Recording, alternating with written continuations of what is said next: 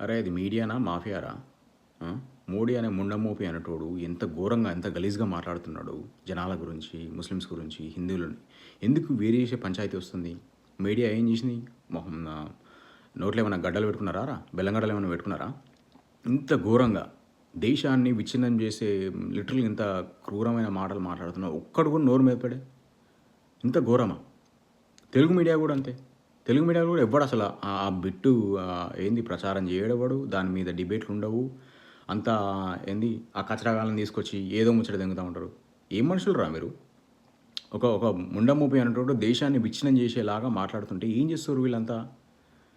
మళ్ళీ fourth pillar అంటారు media అంటే. మీడియా కాదురా బాబు, మీరంతా మాఫియా, పైసలకు పనిచేసే మాఫియా మీరంతా.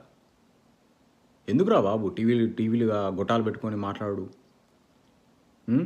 మనుషులు బతికిచ్చేది మాట్లాడంటారు నాయన, ఇట్లా చంపించేది కాదు. దాని మీద డిబేట్లు పెట్టండి.